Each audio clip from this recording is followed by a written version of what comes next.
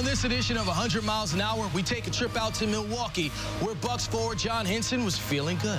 After signing his $44 million extension, Henson wanted to celebrate by purchasing his very first Rolex. Apparently, he went to the wrong establishment.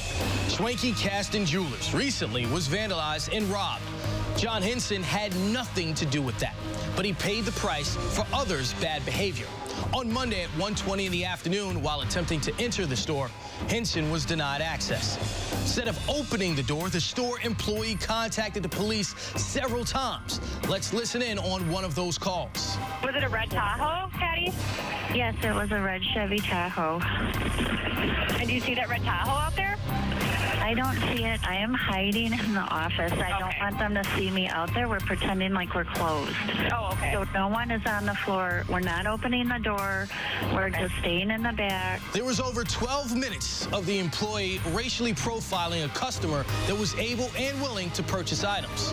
After the police arrived, Henson was cordial. He was asked what he planned on purchasing. Henson replied he was just trying to shop like any other normal customer. Story over, right? Millionaire that's on billboards in the city driving a vehicle given to him by a local dealership granted access to the store, right? No harm, no foul, correct? Wrong.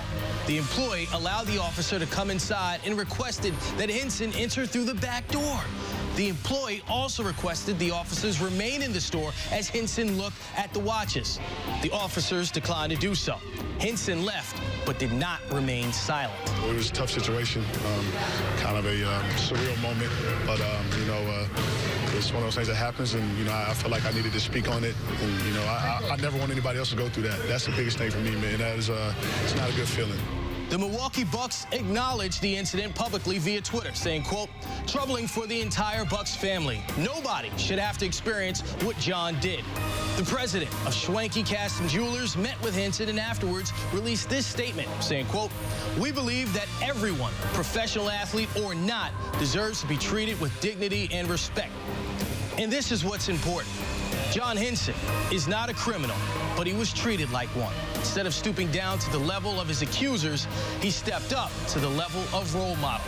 He's a prime example of how to overcome racial profiling and teach future generations how to react when treated poorly. Here at CSN, we salute you, John Henson, for not going 100 miles an hour and pumping your brakes in this difficult situation.